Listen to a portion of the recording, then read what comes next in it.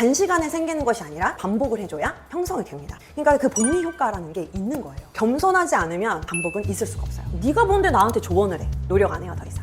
그러니까 거기서부터 이제 몰락이 시작되는 거죠.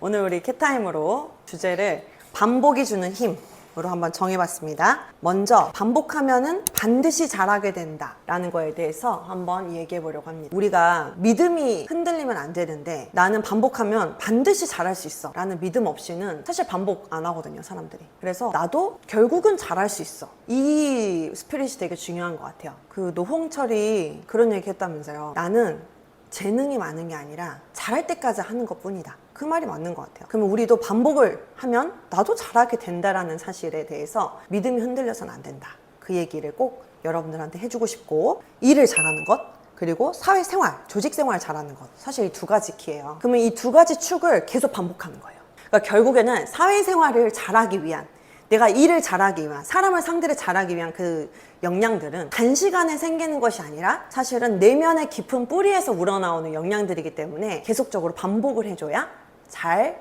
형성이 됩니다. 시간이 필요해요. 나한테 그 시간을 여러분들이 좀 허락해 주셔야 돼요. 예를 들면 우리가 한국대학생인재협회에서 팀장을 이제 여러 번 해봅니다.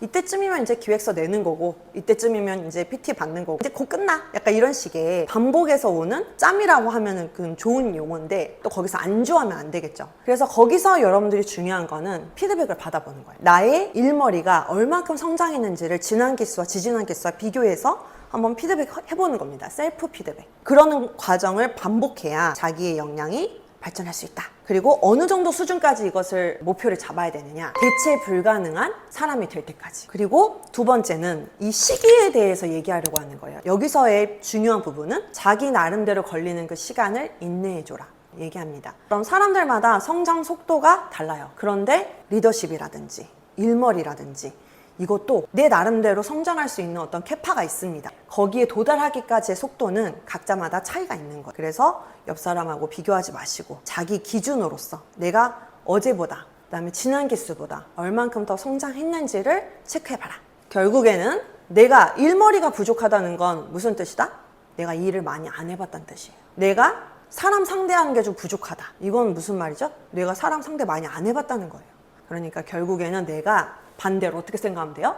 그런 환경에 나를 자꾸 노출시켜 놓으면 결국엔 잘 된다는 거, 할 수 있다는 거 말씀드립니다. 그렇다면 생각을 해보는 거예요.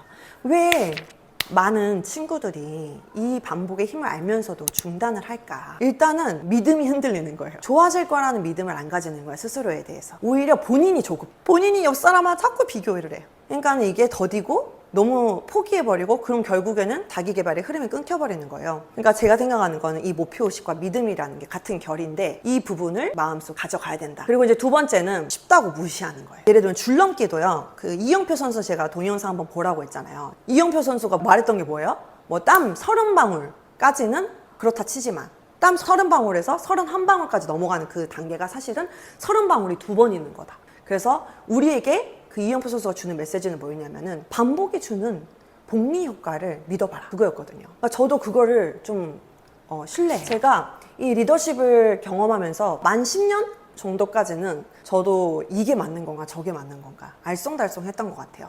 대학생 아이들을 동기부여시키기 위해서는 그 스파르타식으로 이 아이들을 훈련을 시켜야 되는 건지 알고 그렇게 테스트 해봤던 적도 있고, 또 때로는 좀 자유롭게 재밌게 그랬더니 진짜 막 난리 나더라고요.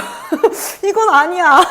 너무 그런 것들이 많았어요. 그래가지고 어느 정도의 그 적절함이 필요한지를 알게 되는 거죠. 대학생들과 함께 리더십을 하기 위해서는 어느 정도의 강도로 이 친구들을 동기부여 시켜줘야 되고, 어느 정도까지는 좀 푸시하되 또 어느 정도 수준부터는 조금 풀어줘야 되고, 이런 부분들은 그냥 책에 있지 않아요. 책은 그냥 적절한 수준으로만 나와요. 적절한 수준. 근데 적절한 수준은 우리가 체화가 돼야 하는 거잖아요. 그러니까 실제로 경영을 해보니까, 실제로 리더를 해보니까 그 감이라는 게 오더라는 거예요. 그러니까 그 복리 효과라는 게 있는 거예요. 그러면서 동시에 이 리더십에 대한 인사이트가 좋아지니까 제 사업에 대한 인사이트도 굉장히 좋아지는 거예요. 그리고 사람을 상대할 때 그 사람에 대한 인사이트도 굉장히 좋아지는 거예요. 그래서 자녀를 양육할 때도 굉장히 도움이 많이 되고, 가정생활, 남편하고 대화할 때도 도움이 많이 되고, 그래서 이 리더십의 경험이 10년 정도는 정말 많이 힘들었다면 그 이후부터는 좀 결실을 거둔다고 해야 되나? 내 생활 속에서 그 힘을 체험했다고 해야 되나? 그런 복리 효과를 아마 여러분들도 체험하게 될 겁니다. 그리고 저는 지겹다는 생각, 안주할 수 있는 그런 생각은, 그런 여유는 저한테 없었던 것 같아요. 근데 저같이 그런 상사가 없다면은, 막 나를 쪄주는 그런 상사가 없다면은 사실 안주할 수 있잖아요. 누가 나한테 크게 뭐라고 하지 않으면. 그럴 때는 스스로 자기 분석을 하고, 또는 나를 좀 잘 아는 분한테, 멘토님이나 코치님한테 나에 대해서 좀 조언해달라고 얘기한다든지, 그런 식의 장치들을 좀 써봐라, 얘기하고 싶습니다. 그렇다면 저는 그 누구도 혼자서 잘할 수 있는 사람은 없다고 생각해요. 그래서 장치가 필요하고 시스템이 필요해요. 그러면 환경 조성을 할 때 핵심 키워드가 뭐냐면은 멘토와 코치와 협력자예요. 그걸 저는 여기다가 뭐라고 풀어봤냐면은, 미래에 대해 소망을 주는 사람, 나한테 의욕을 주는 사람, 야 힘들면 그냥 포기해, 이렇게 말하는 사람보다는 할 수 있어, 넌 끝까지 하잖아, 이렇게 얘기해주면서 내 도전을 계속 독려해주는 사람, 그런 사람들 곁에 있어라. 그들이 나에게 정말 좌절의 순간에 큰 버팀목이 될 것이다. 그리고 멘토와 코치가 여기에 이제 해당이 된다면, 이 협력자들은 나와 함께 성장하면서 나에게 어떤 소속감을 줘요. 그죠? 그리고 또 하나는 내 시간적인 개념에서 루틴을 만들어라. 저 같은 경우는 시간을 어떻게 쓰냐면은 큰 덩어리로 써요. 예를 들면은 대학생 때는 내가 오전부터 오후 6시까지는 학교 공부와 어학 공부를 마무리한다. 그 시간 안에 나는 중간고사, 기말고사, 뭐 리포트, 과제, 내 어학 성적을 내야 되는 것들, 그런 것들을 그때 다 끝낸다. 그리고 오후 6시부터 밤 12시까지는 대외 활동에 집중한다. 그래서 저는 이제 이렇게 큰 덩어리로 나눠서 그 안에서 최선을 다했어요. 그리고 지금은 어떻게 하냐, 오전에는 아이들이 학교 이제 끝나고 오기 전까지는 그러니까 운동을 하고 좀 휴식을 취하고 내가 개인적으로 할 수 있는 일들을 한다. 그리고 이제 애들이 와서부터는 어차피 일을 할 수가 없어요. 그래서 애들이 와서부터는 아이들 공부를 봐주고, 애들 먹을 거 챙겨주고, 집안일 좀 하고, 저녁부터 이제 밤 늦게까지는 사업을 챙기고, 한대협에 좀 강의 자료도 준비하고, 그런 시간으로 이렇게 큰 덩어리 3가지로 이렇게 구분해서 생활을 쓰고 있어요. 그렇게 루틴을 만들고 시간 관리를 하니까 저는 반복이 잘 되더라고요. 그리고 스트레스를 좀 덜 받아요. 예를 들면은 갑작스러운 어떤 상황들이 생기잖아요. 선배가 무슨 요청을 해가지고 그 선배를 도와줘야 될 수도 있고, 그러면 그런 상황 속에서 내가 유연하게 대처를 못하고 내가 너무 시간 단위로 이거를 해놓으니까 스트레스를 받는 거예요. 그럼 이거 너무 삶이 좀 짜증이 나잖아요. 그래서 큰 덩어리 지게끔 계획을 세우니까 스트레스도 덜 받고 성취감도 크고, 아, 나 너무 잘했다, 스스로 뿌듯하고, 그런 좀 선순환이 되더라고요. 그래서 그 환경 조성을 해봐라. 두 번째는 멘탈 관리를 해라. 하루하루 목표를 세우고 달성을 하는, 또 성취감을 맛보고, 그러니까 자아 효능감이 좀 있는 사람들, 나도 하면 할 수 있어, 효능감이라는 게 자신감과 연결되죠.